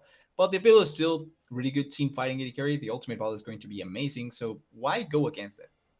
Yeah, Kaisa, a good static shiv enjoyer as well, has been Yep. rising in priority alongside that item. But nope, Rusher's just going to go back to the Aphelios. Doesn't have the Melio to pair up alongside this time around, but still had a phenomenal performance on that Aphelios in the previous game. And now the Zac might be switching sides. So, of course, was the jungle for MYNT Gaming in that previous game number 1. And maybe it was looking pretty strong. Aw. And Nemesis now is going to be like, I might give that a try, but no, Lulu looks to be the option instead. So I want to secure that strong Enchanter pairing for the Aphelios. Ivern, of course, was, as we can see, banned away by Rude Awakening on red side, so not willing to let that potentially be snatched up on B1. So it will be just the Lulu for the Aphelios this time around. The Mumu in the jungle, the Victor for the side of Anti-Gravity. So that is his, I believe, one of his more commonly played champions, but it is locked in very early. What are your thoughts there, TDS? I like the Lulu, just to quickly mention, because you do want to have the potentiator to the affiliates. You want to have someone to buff him up as much as possible and be able to deal damage. The wild growth is going to be great, and the fact that they ban themselves the sack so that it's harder to reach the affiliates going to be Mm-hmm. quite good for the team fights. I would have loved to see the sack though on the side of Rude Awakening because there is two immobile carries on the side of MYNT Gaming. So technically it would have True. been great to try and reach the backline, but the Braum does provide good coverage of that, and with the ultimate you can't deny the engage potential. The bans four champions that we saw in the previous game. So True. not surprised with some of those bans, particularly I would say the Gangplank because like I was saying, Asir was a huge factor to denying this Gangplank Gangplank couldn't Mhm. make most of his combos happen in the previous game because most of the barrels got destroyed immediately. So the fact that now the series won, the Gangplank would have gotten much more value. But Ooh. instead, I love the Nico with the engage potential from the Amumu, and the fact that it's still against immobile carries. So if they don't see it coming, it's going to be really difficult for them to try and run away. And that's one of the main characteristics of the Nico. Although I do believe on live, they did nerf the ultimate a little bit, so you can see Understandably. the yeah, right.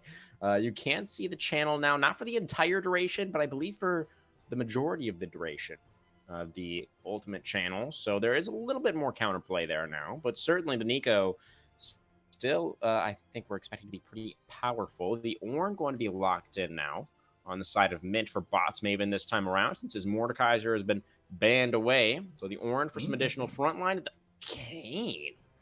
Wow. So 3 range champions on the other side. Have to imagine that Myers is going to be wanting to go blue Kayn here.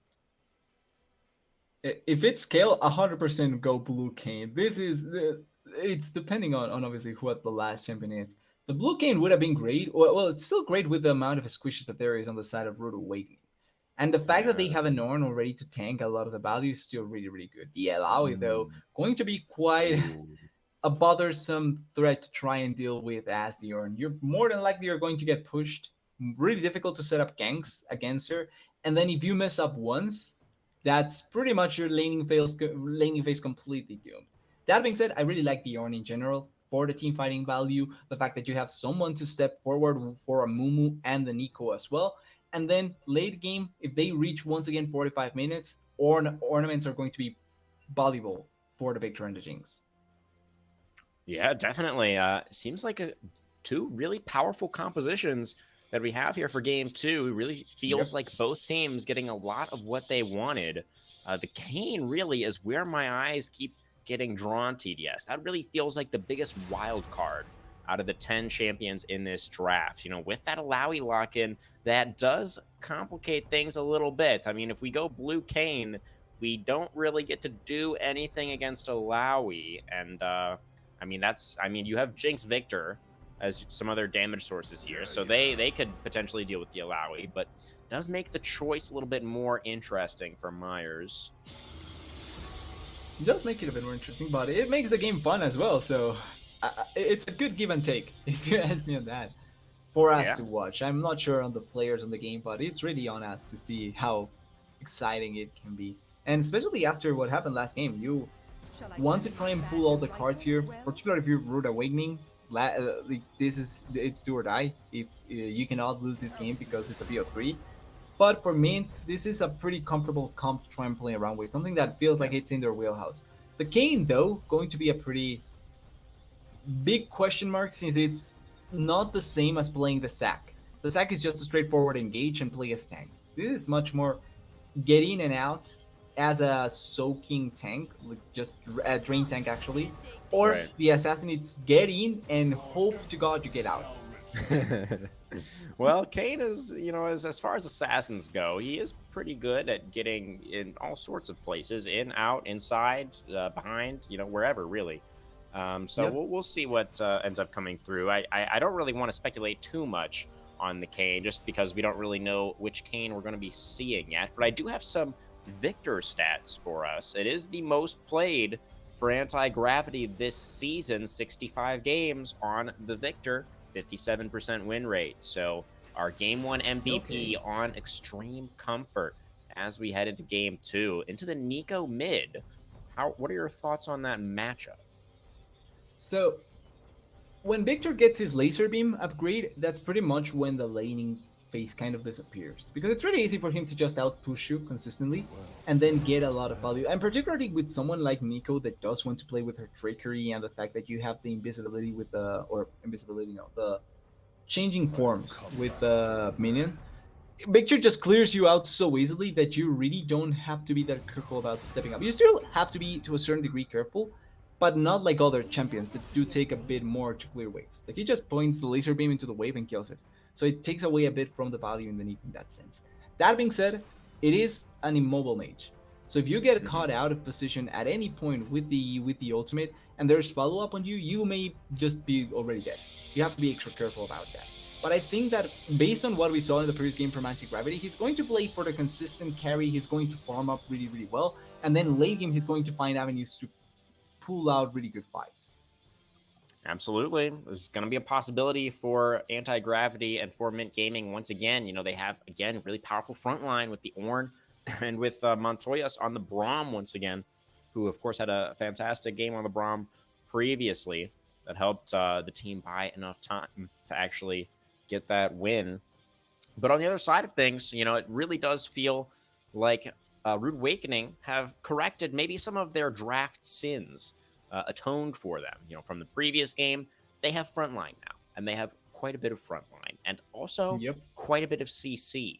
A lot stronger engage than what they had previously as well. So Rusher now should have more space to work with, and they should be able to guarantee that space with a little bit more certainty for their bot carry, assuming he can perform, to that same level. I do think that this is going to be a much, much better, a much stronger look for Rude Awakening with this game 2 draft. But what do we think about that bot lane this time around? It's extraordinarily similar to the bot lane that we saw previously, but we have swapped out Emilio for the Lulu. Probably doesn't really change all that much, does it? That does make me think that there's going to be a pretty similar bot lane dynamic that we're going to get.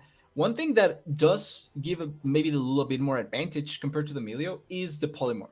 Because you polymorph the Braum, and that way you deny the shield value. That is quite big in terms of the amount of Mm-hmm. damage that you can deal, because it's from dealing close to nothing to dealing a lot of damage onto the Jinx particularly.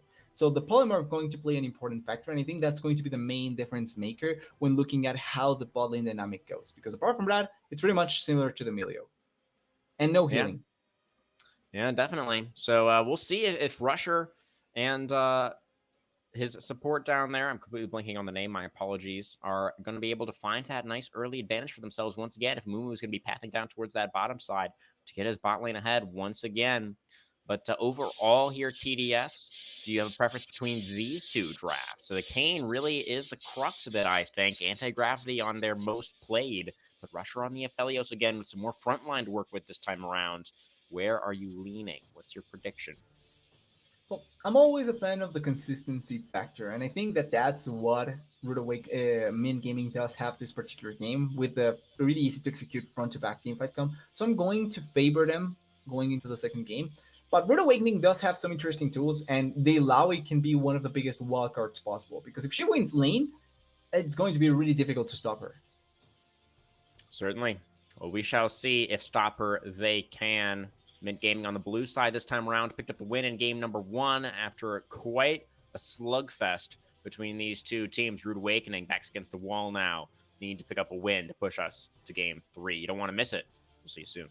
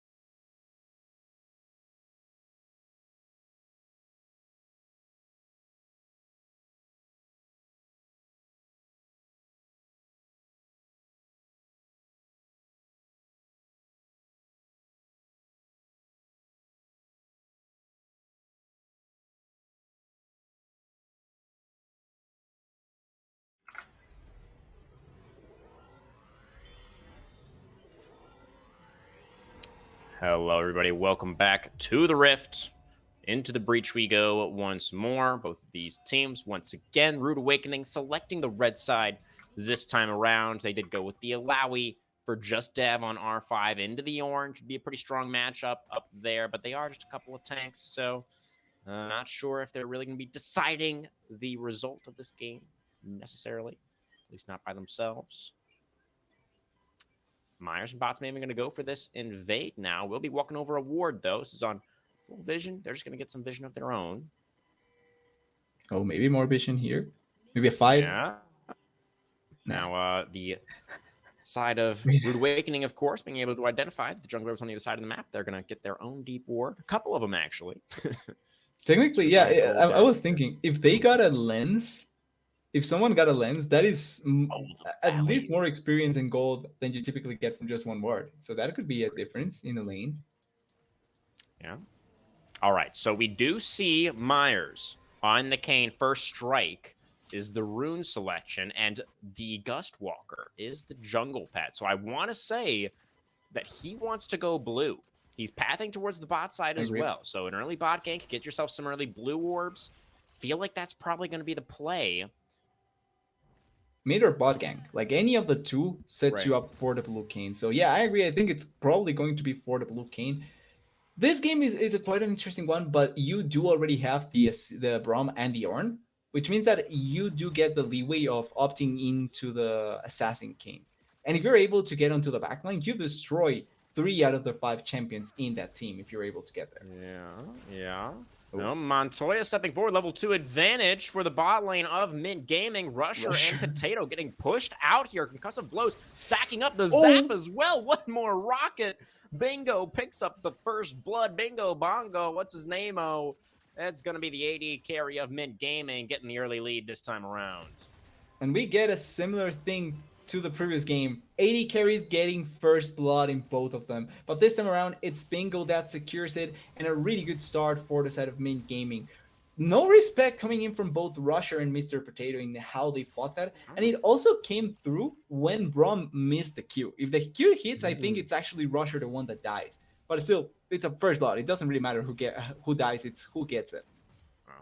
Mr. Potato there actually holding on to the flash. So not even the concussive blows, that is not instant CC. He could have flashed out to deny that last auto attack and not given over the first blood, but the Lulu just ends up going down. And really fantastic start. Very different from game number 1. This bot lane really feels like the pressure now is coming from the other side. And the composition difference for Rude Awakening this time around is they're playing much more around their Aphelios this time. They don't have as many late game carry threats with this draft they've put together, so they need Rusher to have another good game. That's not a fantastic start in the bot side. Well, and before the play happened, Amumu was hovering down on the bot side. Oh, Mr. Potato. Oh no, Potato. At least he still has the flash if he needs it. Will use it to get away from that Winter's bite. Rusher still on the front lines, getting tagged once by the blows. Able to trade back pretty nicely, though. A lot of damage onto Inigo. There is someone in bot side, though, that can make this a mess for the side. Yes, he can. Just have also pretty low up here, but here comes Myers into the bot side, looking for some blue orbs. Lulu, no flash. Blows are concussed, and the Lulu's going down. Bingo, 2-0. Montoya's just barely able to get... Oh, Kayn flashing in. He gets the Q. It's just enough damage. He gets out from underneath the turret as well. Oh, and that's Rusher dies and burns the flash. Bingo's going to be able to push the wave in. Aphelios is going to lose most of this huge wave that's been stacking up. This is a monumental lead now that's starting to build up in the bottom lane. Yeah, I'm not sure how many CS is the Aphelios going to lose. Quite a bit, but the difference in the kills. Crucially, every kill went to the Jinx. The Jinx is the one that gets every kill in that play, and she also gets a blade. Currently, 2,000 gold in her pocket. Oh, yeah. Yeah, that's, I believe Rusher's lead in the early game previously was like 800 or something, I want to say. Yeah, Jinx's lead is bigger than that. 100%. Yeah, and I was going to comment because the first blood happened, the Jinx couldn't back. So technically, she didn't spend any of the gold that she got from the first blood. So it's adding on top of that gold, the couple of kills that came after, plus the turret blade. That's a first buy. TDS. Yep, she's really Those are strong. some items She that is you really can find strong. on your first base. Yeah, pretty Well, strong. importantly, Just Up did get a kill in the top lane though, so at least you do have some. Oh, actually, I counter. completely missed that. Yeah, the Just Have had gotten a solo kill. I was unawares that had taken place. Yeah, It's funny Just because Have. it happened when the Amumu was going topside, so he didn't get an assist. He was just there to see it. Moral support. Yeah, Nemesis is good at that. He's really good at providing that moral support. Just Av had a great performance in that game number 1 previously, was tearing things up on the gangplank, off to a good start here once again. But the Alawi, as I already mentioned, it's hard to carry games with Alawi TDS. Yeah, like you technically need to have obviously a really good lane on your side, but also your team cannot be falling apart. Because one thing that Ilaoi does suffer from, and it's something that happens to other champions in top lane like Garen, like Darius, they can get kited really effectively. So if you're Right. losing out in the rest of the map, and the champions that will be able to kite you are the ones that are getting stronger, that's where things become an issue, Oscalapado. Oh, Scuttle Puddle is about to give over some more orbs. He does have his Pop Blossom. Going to be able to get that double stun down, but the Chaos Storm has come out. He's Myers waiting fine. on the Q cooldown. Doesn't quite have it in time. Indeed, the Puddle will scuttle away underneath the tier 1. Will survive for now, but Myers picked up some more orbs. And Scuttle will, at the very least, be pushed back for now. I wish we knew how much he's missing from his transformation. Like that's something that should be on the information tab for the Yeah, viewers. definitely. Would be nice. But I think you're right. I think that, unfortunately, there's no way to figure out that information at this time. But I imagine he's probably about halfway there. I'm Yeah, he a got a little bit ton from ashamed to bot. admit it. Oh, what was that? He got a ton from bot lane as well, so Yeah, oh, for probably sure. should be health. Yeah, we do have our first dragon. This game's going to be an ocean. Our first Rift Herald's going to be spawning in about 20 seconds here. And Nemesis previously in game number 1 did prioritize that Herald over the early dragon. We'll see if that is something that's going to happen again, especially considering the fact that his bot lane pretty far behind right now. But we don't have a first item completed for Bingo just yet or anything like that. So it's fightable, I think, if they really did want to go for it. But this Ornn, speaking of fightable, yeah, it's hard. He can't really do that against Alawi. She has a hard time carrying games, but she has a pretty easy time winning lane, especially against somebody like an Ornn. Puddle. Oh, the flash for the death ray. Not quite enough damage. Yeah, not yet the upgraded death rate. That would have been the difference maker there. Oh, Wait, just Forage up? God's going to be called up here. Gets the knock up. Oh, the Leap of Faith, though. Did the Leap of Faith just immune the Yeah, R2 it knock did. up? I didn't know you could do that. I think it does give you a brief moment of invulnerability where you jump. I knew you could do that, but I haven't seen it before. Really nice timing on it to make it work. And at the end, it does net them the soul kill. Will say I don't like the fact that the Arn is forcing so many of those attempts at soul kills. You're not built to win that lane. You're built there to survive. That's it. Yeah. Yeah, bots may even thought they had an angle there, thought that maybe Just Dav had greeted a little bit too much pushing up on the turret like that, but in the end, it was Just Dav, had him just where he wanted him. Able to secure the second kill of the game for the Alawi. And a huge CS advantage as well. 40 CS in favor of her already before 10 minutes. That's a huge advantage to have. Makes it so that the advantage of the Jinx is not that big, though. Yeah, well, the overall gold difference between the teams is not that big, but the gold lead on the AD carry does tend to be a little bit more impactful. But we will have to wait and see. It's not guaranteed to convert into a lead for the team, but it's certainly a good position that I think the side of Mint Gaming are going to be relatively happy about. Their Jinx so far ahead. Even with their Ornn at a deficit, he's still going to be able to provide a lot for the mid-game team fights, right? He's still going to be Ornn. He's still going to have the ultimate and the tankiness. Oh, Pop Blossom going to come out onto 3. That's a lot of damage. And there goes the Victor. Anti-gravity taken out right at the start of this fight. Here comes Bingo, though. The Jinx flashing forward, and the Kayn as well. Going to be able to get some more orbs from that Nico. The mid laners both have gone down. Nemesis on the front lines already used the ultimate, though. And the concussive blows have stacked up. Rusher moving in. He's exhausted, though. He has a hard time chasing anybody down, and Nico Montoya is going to put up the door. And Rusher cannot rush anybody down. Actually, in fact, has to flash away as the Q comes out from Montoya's. Really close scuffle there, but it is 2-for-1 in favor of MYNT. Yeah, that went from a really bad start from MYNT to a really good end. Because they get the 2 kills back. Jinx gets another couple of kills. Oh, Potato. Okay, he's fine. It's fine. He didn't go much further than I thought he would. Yeah, right. Just quick, crewman, by the way. Oh, wait. Oh? Potato? We are polymorphing the Braum, No but he's mana. going to be able to stack up that last blow. You have to imagine. Not quite enough damage, though. And the jump away from the bandage. Nemesis won't be able to get that lockdown just yet, but the second charge on the Q will be able to lock down the Braum for now. Here comes Kayn, though. He's going to be able to dash in, has the transform. He is Shadow Kayn. Nemesis flashing forward, desperately wants to secure this kill.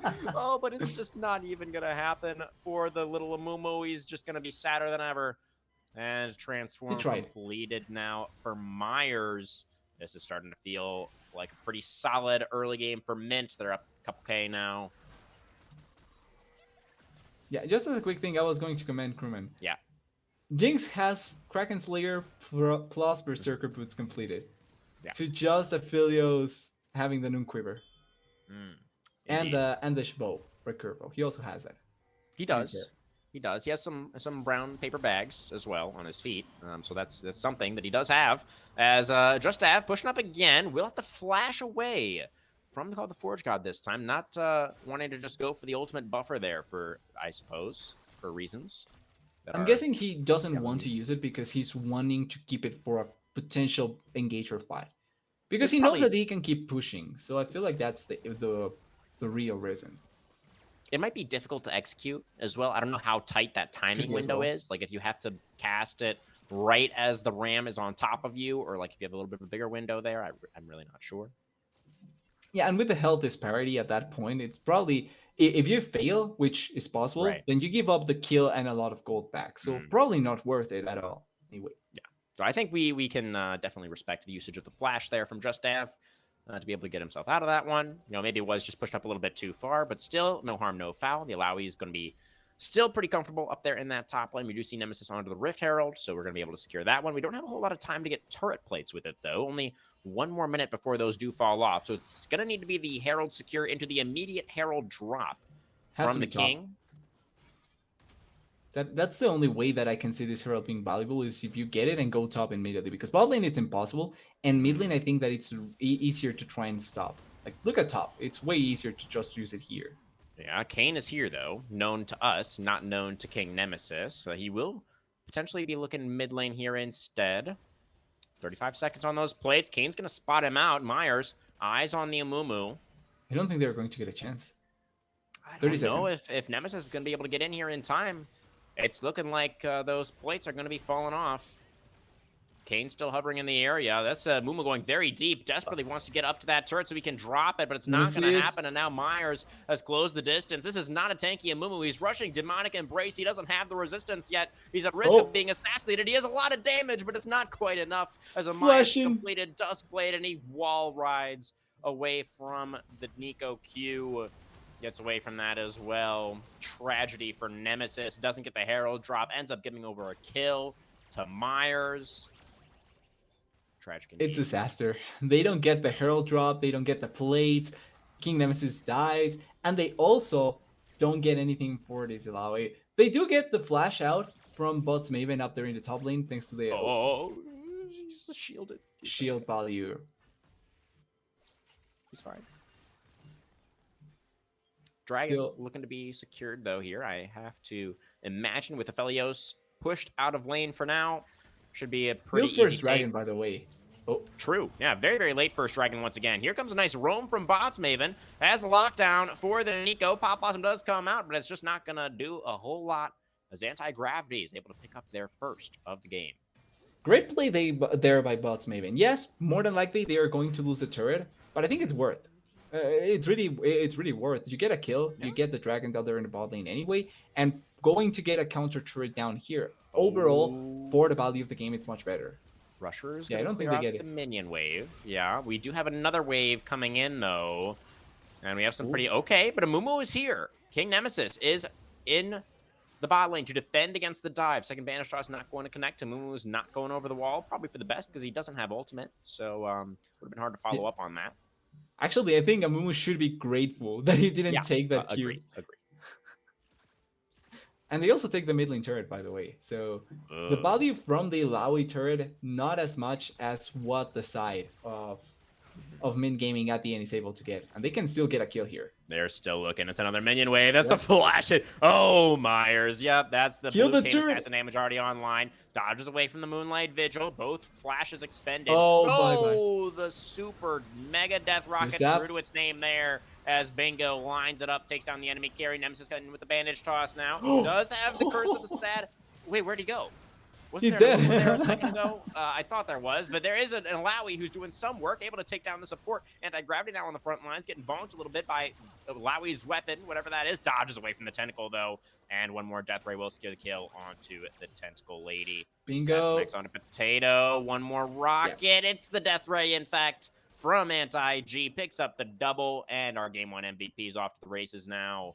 Gold lead up to about 5K TDS. And MYNT Gaming looking for that 2-0.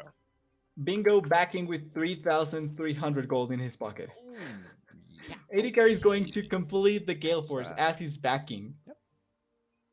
That's a lot of gold. That's a lot of gold, Crewman, I agree. And they also... Full item ahead. They win the fight. I was begging for them to destroy the turret so that the teleport is getting canceled, right? But they actually... allow the teleport to complete. Yes, you lose the Braum, but it's a support. Who cares? And they actually kill the Illaoi at the end, so getting even more gold value in general. Indeed. Yeah, it ended up working out pretty much all coming up MYNT Gaming's way there. The Herald... Whatever happened to that Herald, by the way? Nemesis did drop it somewhere, right? Or did it die? Did it expire? I hope he dropped it somewhere. I no didn't quite turret see, though. Has been hit by anything like that. Top lane wasn't used, so I think top lane was just Dav slapping it a lot. So that might have been an unfortunate timeout. Oh, and he gets the red buff. Oh, Nemesis laughing through pain there. Quick thing, I think the scoreboard is not showing in the scoreboard. No, the items are not showing in live. Let me take a look. You're quite right. Let me see if I can fix that for us. That's okay. Thank you for letting me know. Yeah, I don't have my... Just that. Yeah, that's called the Forge God getting utilized. Gust of blows are stacking up, though, onto the Illaoi. She is getting pretty low, but this is exactly where she wants to be, right in the middle of all these enemy champions. They're going to be able to get the double kill, including a shutdown onto Myers. Diving onto the Illaoi is not really the game plan that I would advise with the lead, but Nemesis forced to flash over the wall. Looks like he will survive. No flash is available to follow the Amumu. Yeah, Mumu with a great gank there. Yeah. I don't get me wrong, I like the idea to go into the Illaoi, but you have to have the extra damage there. You're playing with a Norn and a Liu Kang. Kane that is going lethality. She has armor, so she's going to survive that. Oh, Rusher is not going to survive this. But see, in comparison to Illaoi having armor, Rusher has no magic resistance, so he's dying. Yeah, and it's also Victor, who is pretty strong. He's not insanely strong at this point in the game, but he is level 13, and he does have his first item completed, so that's more than enough to take down an Aphelios, and honestly, he'd probably do quite a bit of work on the Illaoi as well, given the opportunity. Oh, they really want this. Or the E not going to connect there for Just Dev. That is going to be the root, though. Bingo trying to get force, trying to flash away, but the lockout from the Scuttle Puddle, the Jinx is still alive. They're not able to take down Bingo in time, and now he's got the first kill. He's resetting through the fight. He's getting out so much damage with these rockets. Assuming another rocket connects, Illaoi does manage to get a couple of kills back, but Just Dev will fall eventually, and with anti-gravity able to move over as well. It's going to be another team fight win, MYNT Gaming. How did Bingo survive that? How is the Jinx still breathing? Should have been a dead AD carry and a big potential turnaround for the side of Rude Awakening, but they don't pull it off. Bingo survives, able to be protected, and they get 2 huge kills in the Illaoi and the Nico as well, plus the Dragon. They secure everything in their favor. And this game, there is an actual dragon, an actual soul to play for. It's Hextech. That means that if this Jinx gets the Hex rate, it's like having a shift without having to buy the item. Yeah, pretty much. And it's actually even better than that because it has a shorter cooldown, I believe, and you get some ability haste from that soul as well. So it's like Shiv Mark II on your entire team. Pretty much. Yeah, Really effective to have. that's one way of putting it. So definitely something that the side of Rude Awakening are going to be very, very concerned about. If that does come through, their Awakening will indeed be extraordinarily rude. So they're going to want to avoid that. Although maybe since it is a team name, they're going to be more comfortable now fighting from the deficit. Maybe that was the problem before. Yeah, they needed Oh to be dear, Scuttle really Puddle awakened. is going to be trespassed upon. Has the Pop Blossom Yep. to try and survive for as long as possible, but it's just not going to work out. Okay. The blades reach over the wall. Myers picks up the kill. And yeah, Easy kill. I mean, oh, go ahead, TDS. No, I was going to say, easy kill, really good way they get it. And see, this is the difference when you go against a squishy champion instead of going against the Lao. It's really easy to actually get it. Oh, just that? Just Dav is trying to do some work on anti-gravity here, but the Victor, as we gets slapped around a little bit there. Gotta watch out for those tentacles. Both sides. You have to be extra away. careful about them. Yeah. And yeah, Botsmaven is much happier not having to play into that Alawi, so he's actually doing some work on that tier 2 now. As the siege in the mid lane from the other 3 members of MYNT. Not going to get too much work done on that mid tier 2 just yet. But still, they've got pressure in all of their lanes right now. They're feeling really confident with the lead that they do have. Jinx is very, very close now to completing her 3rd item. Ophelio still only halfway to his 2nd. Nemesis wanted to find something there. Going to get stunned up by the blows, though. Has another bandage toss. Bingo with a sidestep. Not going to get taken down. Puddle. Oh, the super mega death rocket, the splash damage connecting there. The Shirelia's move speed, not enough. And now Lulu's trying to flash away, but anti-gravity's going to say, no, you're going into that death chamber. It's a 2-0 Mint Gaming in the mid lane, and they can look towards Baron. Exactly. 2 kills. It's looking like a Baron play. They don't have teleport on Scuttle Puddle. They don't have teleport on Mr. Potato. They do have Just Up coming. Actually, they are not even going to commit. I think they are understanding that they are in a numbers advantage, and maybe they just want to play with King Nemesis being He's able to got a bandage and a dream, TDS. A bandage and a dream. He failed! I guess he only had the dream. And now he's not going to have that either. Nemesis goes down. Look at those score lines on the carries. Anti-gravity, 8-1 and 3 on the Victor, 8-0 and 6 for Bingo on the Jinx, both with maxed out shutdowns. It's just been a masterclass, hasn't it, here in Game 2, Mint Gaming. They took the momentum that they had from game number 1, and they've just played this one out beautifully. I'm not sure you want to fight this, Botsmaven. I mean, he was full HP before, so that means at least he's not going to completely die.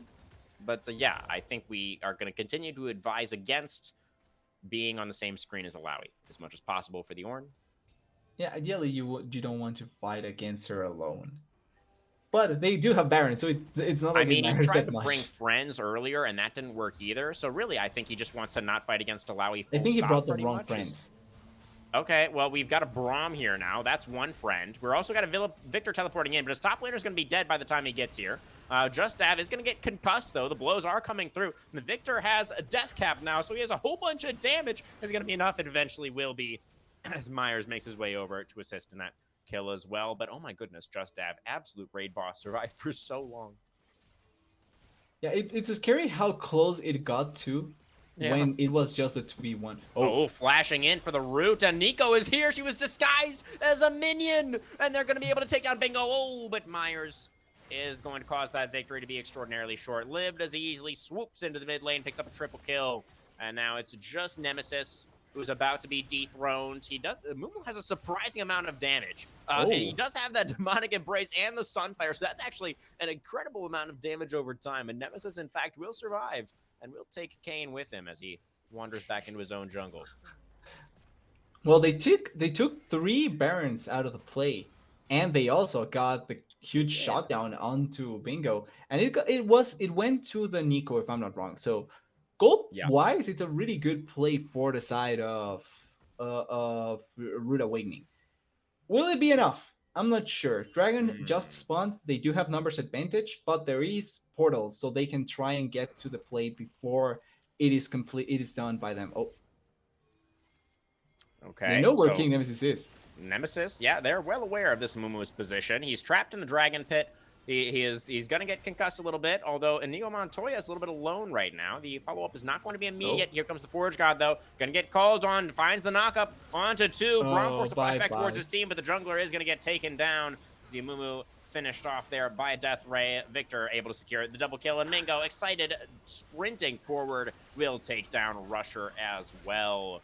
A convincing team fight win there for MYNT Gaming in the bot side river. They will secure themselves Hextech Soul Point, and they are right back in the driver's seat. There's a Nico. Oh, Puddle. He was a ward. Now he's a Nico, and he's going to get a kill onto the jungler once again, potentially. Kane has the trespass, has a lot of damage, and Pyres will survive.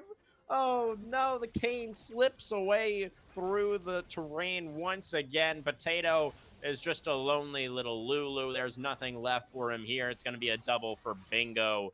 11 kills now for both carries, and the base is looking like it's about to get broken apart. Yeah, we're seeing the competition between who can get better result as a carry. Oh my Nemesis. Oh my. Oh, that's so much damage. Oh, the Gale Force. Oh, it's game. That's going to be the game. Rusher gets taken down once again.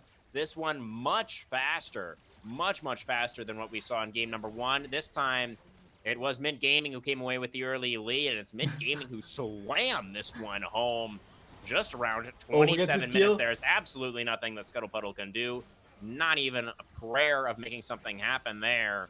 This game is absolutely over. 33-11. The final kill count on that scoreboard. MYNT Gaming, clearly a fearsome team with a lead and anti-gravity. Absolutely on a tear tonight. Really doing a whole bunch of work there from the mid lane. Yeah, that was a game to really notice the power from MYNT. Huge games by both Anti-Gravity and Bingo. I think Anti-Gravity, the MVP of the series in general, because of both first game and second game. Consistent carry, really well played, really good at playing with the mages and allowing the team to have a lot of value through the mid lane. And then Bingo having a much better second game compared to the first one. In the first one, he got carried, which is fine. You can allow that to happen. But then in the second game, he got the lead and he never let go of it. Huge performance by Bingo on the Jinx. Really well played. Team supporting around him really well. And I think that goes to show the strength of MYNT goes above just having good members, but also the fact that they can play around each other really well. 100% TDS. Yeah, Bingo really having an incredible bounce back performance here in game 2. Just played those team fights out phenomenally well. Again, the team was there to set him up for success, and Bingo was just hitting all his shots here in this one, right alongside his mid laner. Really amazing to see from them, and I'm not entirely sure who they're going to be facing. I believe they are in the grand finals now. I'm unsure if they know their opponent yet, but whoever that opponent is going to be has to be a little bit worried after watching this performance. Exactly. It's going to be a really exciting one, and I'm ready to see them perform to a really high degree and for it to be a great grand finals. When we know it's going to be fun, but at this point, it was a great match overall anyway, even if it was just 2-0. And I had a fantastic time in my first style cast in over a month, so it was very nice to be back here. Nice to be casting with you once again, TDS. You have any final thoughts? Any closing remarks on tonight's action?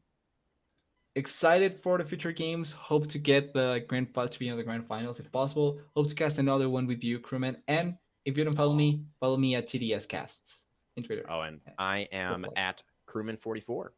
So yeah, go ahead. Or no, I'm not. I'm at CSNOMS44. Sorry about that. God, I don't even know my own Twitter handle. That's embarrassing. Anyways, thank you everybody very much for watching.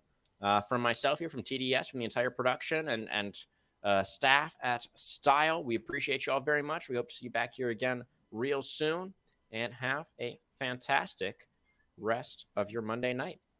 See you next time.